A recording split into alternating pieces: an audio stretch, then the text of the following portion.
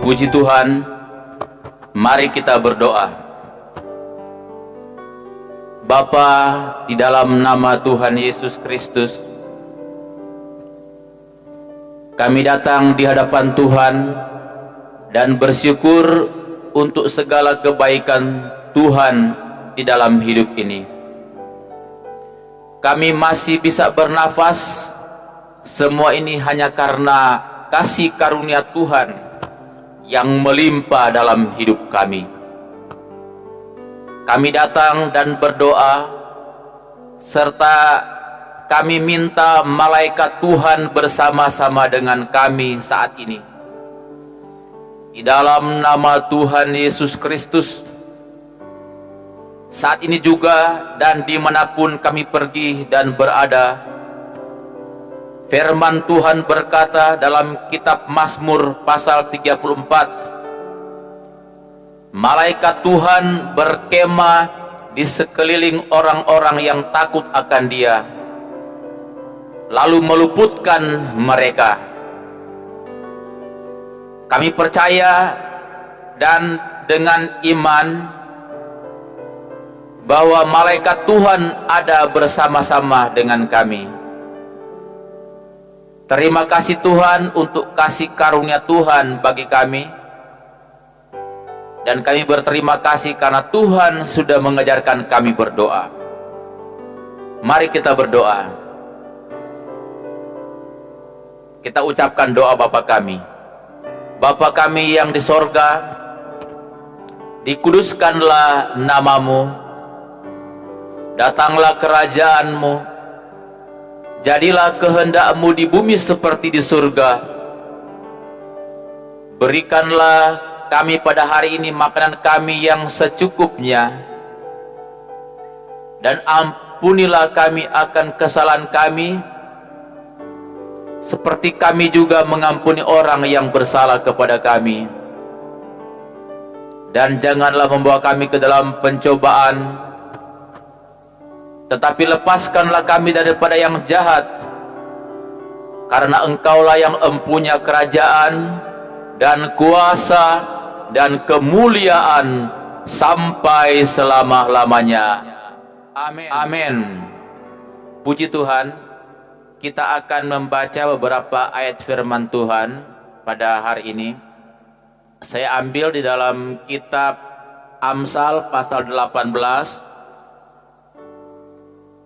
ayatnya yang ke-11 sampai ayatnya yang ke-24. Amsal 18 ayatnya yang ke-11 sampai ayatnya yang ke-24. Kota yang kuat bagi orang kaya ialah hartanya, dan seperti tembok yang tinggi menurut anggapannya. Tinggi hati mendahului kehancuran, tetapi kerendahan hati mendahului kehormatan.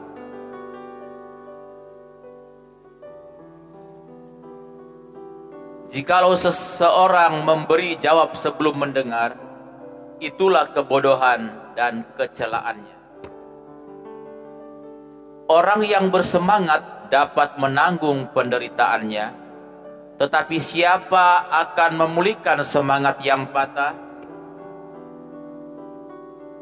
Hati orang berpengertian memperoleh pengetahuan, dan telinga orang bijak menuntut pengetahuan.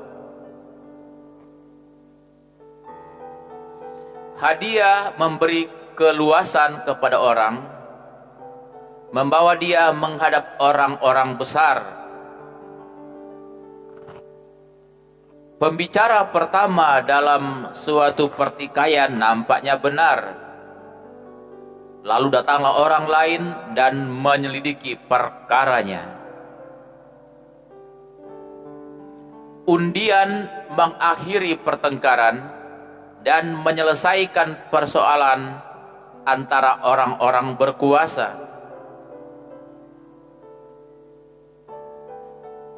Saudara yang dikhianati lebih sulit dihampiri daripada kota yang kuat,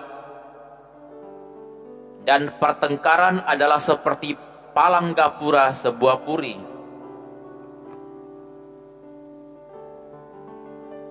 Perut orang dikenyangkan oleh hasil mulutnya, ia dikenyangkan oleh hasil bibirnya.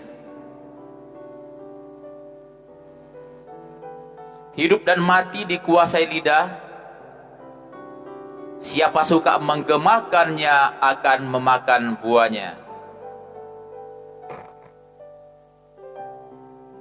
Siapa mendapat istri mendapat sesuatu yang baik, dan ia dikenan Tuhan.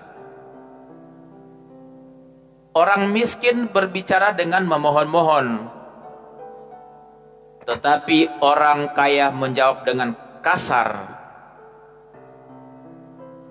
Ada teman yang mendatangkan kecelakaan, tetapi ada juga sahabat yang lebih karib daripada seorang saudara. Puji Tuhan, demikianlah firman Tuhan pada hari ini.